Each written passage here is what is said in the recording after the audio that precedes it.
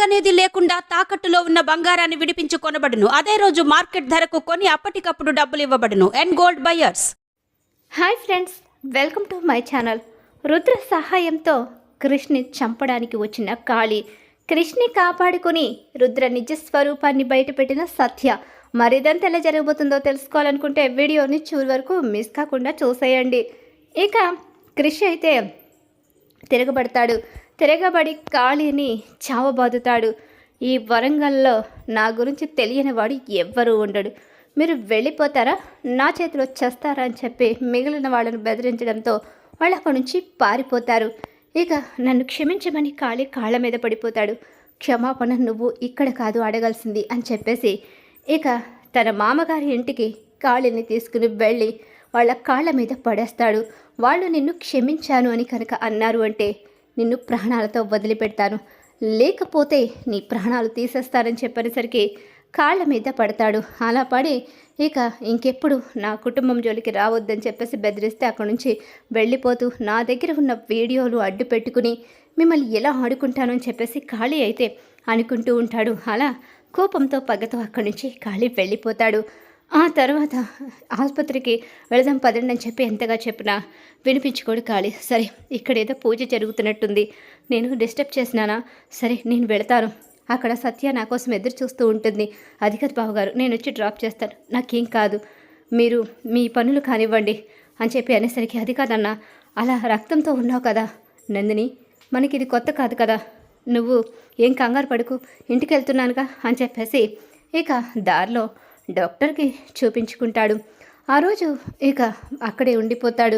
ఆ రోజు నైట్ ఏ టైంలో వస్తాడో ఇక క్రిష్ అయితే ఇంటికి తిరిగి వస్తాడు. క్రిష్ని చూసి కంగారు పడిపోతుంది సత్య.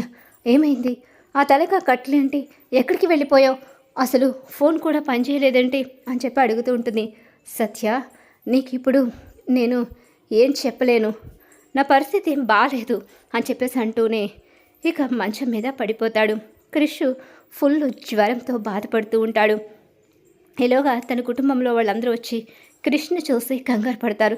ఏమైంది క్రిష్కి అని చెప్పేసి అనేసరికి ఏమో నాకు కూడా తెలియదు, రాత్రంతా ఇంటికి రాలేదు, తీరా చూసేసరికి ఇక్కడ ఇలా కట్లతో ఉన్నాడు, అసలు ఏం జరిగిందో కూడా తెలియదు అనేసరికి డాక్టర్ వచ్చి చాలా జ్వరంగా ఉంది, ఆయనకు తగిలిన గాయాలకు ఆయన వల్లు అలసిపోయి జ్వరం వచ్చింది, 4 గంటలకి ఒకసారి ఆయనకు టాబ్లెట్స్ వేయాలి అని చెప్పేసి డాక్టర్ వెళ్ళిపోతుంది. ఈలోగా మహాదేవయ్య వెళుతూ ఇక వాళ్ళు గీసుకున్న గీతనైతే చూసేస్తాడు. ఏంటిది, ఇంట్లో ఈ గీత ఏంటి, అసలు ఇదంతా ఏంటని చెప్పి అడిగేసరికి అది కాదు మావయ్య గారు అని చెప్పేసి అంటూ ఉంటుంది. వీళ్ళిద్దరి మధ్య ఉన్న దూరానికి అర్థమేమో అని ఇక అంటూ ఉంటుంది భైరవి. అయితే ఏంటి బిడ్డ, మీ అత్తమ్మ చెప్తుంది నిజమేనా అని చెప్పేసి మహాదేవయ్య అడుగుతుంటాడు. అదేం లేదు మావయ్య గారు, ఏదో క్యాజువల్గా అలా గీసామంతే, అంతకుమించి ఈ గీతలో పెద్ద అర్థమేమీ లేదు, మీరు అపార్థం చేసుకోకండి అని చెప్పి ఏదో కవర్ చేసుకుంటుంది. ఇక అక్కడి నుంచి మహాదేవయ్య కోపంగా అయితే వెళ్ళిపోతాడు. ఏదో జరిగిందని మహాదేవయ్యకు అర్థమవుతుంది. వాళ్ళిద్దరి మధ్య ఏదో జరుగుతుందని అయితే మహాదేవయ్య తెలుసుకుంటాడు. ఏందయ్యా అంత తేలిక వదిలేసి వచ్చేసావేంటి, వదిలేయకపోతే ఏం చేయమంటావే, చిన్నగాని పరిస్థితి చూసావా ఎలా ఉందో, వాడి నా పరిస్థితిలో పెట్టుకుని ఇప్పుడు కోడల మీద గొడవ పడమంటావా అని చెప్పేసి మహాదేవయ్య అంటూ ఉంటాడు. ఇక అలా ఆ రోజు సత్య అయితే 4 గంటలకు ఒకసారి లేపి క్రిష్కి ట్యాబ్లెట్స్ అయితే వేస్తూ ఉంటుంది. ఈలోగా కాళీ కోపంతో రగిలిపోతూ ఉంటాడు. కాళీ దగ్గరికి రుద్ర వస్తాడు. ఏందన్నా ఇలా వచ్చావు, నన్ను క్రిష్ అన్న చితగొట్టాడు, మళ్ళీ నిన్ను పంపించాడా, నేనే తప్పు చేయలేదు, నేను క్రిష్ అని చెప్పినట్టుగా వాళ్లకు క్షమాపణ చెప్పాను అని చెప్పి అంటూ ఉండగానే, అయ్యో ఎందుకు కంగారు పడతావు తమ్ముడు, నేను కృషి గారిని వెనక రాలేదు, నీకు సపోర్ట్ చేద్దామని వచ్చాను, నేను నీడగా నిలబడతాను, ఆ క్రిష్ అడ్డు తొలగించడానికి నేను నీకు సహాయం చేస్తాను. ఏందన్నా మాతో ఆడుకుంటున్నారా ఏంటి, క్రిష్ అన్న పంపుంటాడు నన్ను లేపేయమని, నువ్వు ఇలా మంచితనంగా నటిస్తూ నాకు ఇలా నువ్వు నన్ను చంపాలని అనుకోవద్దు, నేను మారిపోయినానని చెప్పి అనేసరికి నువ్వు మారిపోతే ఎలా, నాకు సపోర్ట్ ఎలా ఉంటాడు, నేను మా నాయన్ని చంపాలి అనుకుంటున్నాను, మా నాయన్ని చంపాలి అంటే నాకు ఆ చిన్నగాడు అడ్డుగా ఉన్నాడు, వాడిని చంపడానికి నువ్వే నాకు మంచిగా కనిపించావు, నీకున్న కక్షే వాడిని చంపడానికి ఉపయోగపడుతుంది, నువ్వు మాట్లాడేది నిజమేనా, నిజమే మాట్లాడుతున్నాను, నేను నీకు సపోర్ట్ చేస్తాను, ఇక మా నాన్న చంపడానికి నేను ఎన్నో అటాక్స్ ప్లాన్ చేసినా అది కుదరటం లేదని చెప్పేసి జరిగిన విషయం మొత్తం చెప్తాడు. నేను నీకు ఒక అవకాశం ఇస్తాను, ఈరోజు మా ఇంట్లోకి వచ్చే అవకాశం ఇస్తాను. ఆ కృష్గాడు ఎలాగూ ఇక దెబ్బలతో జ్వరంతో పడి ఉన్నాడు కాబట్టి వాడిప్పుడు లేచి ఏమీ చేయలేడు. మా ఇంట్లోకి నిన్ను నేను తీసుకెళ్ళొచ్చు. నువ్వు ఇక కృష్ణి పరిస్థితికి తీసుకొచ్చావని ఆ ఇంట్లో ఎవరికీ తెలియదు కాబట్టి నీకు వచ్చే అవకాశం ఉంది. అందుకని నువ్వు సాయంత్రం సమయం చూసుకుని ఆ ఇంటికి రా, నేను నీకు అవకాశాన్ని కల్పిస్తాను, వాడిని లేపేసి వెళ్ళిపో అని చెప్పేసి ఇక రుద్ర అయితే కాళీకి తోడవుతాడు. కాళీ కూడా ఇక ఆ కృషిగారిని లేపేస్తే సత్య కుటుంబంపై మనం ఏం చేసినా అడిగే నాథుడు ఉండడని చెప్పేసి ప్లాన్ చేసుకుంటాడు. అసలే పగతో రగిలిపోతున్న కాళీకి రుద్ర తోడవడంతో తను పగడ్బందీగా ప్లాన్ చేసుకుంటాడు. ఇక్కడ సత్య క్రిష్ కోసం నిద్ర మానుకుని మరి టాబ్లెట్స్ వేస్తూ క్రిష్ని చూస్తూ ఉంటుంది. ఎందుకో ఈ గొడవలు గోలలకి ఎందుకు వెళతారో అర్థం కాదు. అసలు ఏంటో ఈ కుటుంబం, ఇలా గాయాలయ్యాయి కాబట్టి సరిపోయింది, ప్రాణాలు పోతే పరిస్థితి ఏంటి అని చెప్పేసి అనుకుంటూ ఉంటుంది. సత్య ఆలోచిస్తూ ఉంటుంది క్రిష్ గురించి. ఇలా ఆలోచిస్తూ ఉన్న సమయంలోనే ఇక సత్య గదిలోకి వచ్చి కాళీ దాడి చేస్తాడు. అలా దాడి చేసేసరికి ఈలోగా సత్య కాళీని అడ్డుకుంటుంది క్రిష్ని చంపబోతూ ఉండగా. ఇక ఈలోగా అటుపక్కగా వెళ్ళిపోతున్న రుద్రని చూస్తుంది. రుద్ర ఇక ఆ గదిలోకి చూసి కూడా తప్పించుకుని అక్కడి నుంచి వెళ్ళిపోతాడు. అటు ఇటు దిక్కులు చూస్తూ కంగారు పడుతూ రుద్ర అక్కడి నుంచి వెళ్ళిపోవడం ఇక గమనిస్తుంది సత్య. సత్య ఎలా అయితే కృష్ణి కాళీ నుంచి కాపాడి కాళీని తీసుకొచ్చి ఇక కింద నిలబెడుతుంది. ఏమైంది బిడ్డ, వీడెందుకు వచ్చాడు ఇక్కడికి?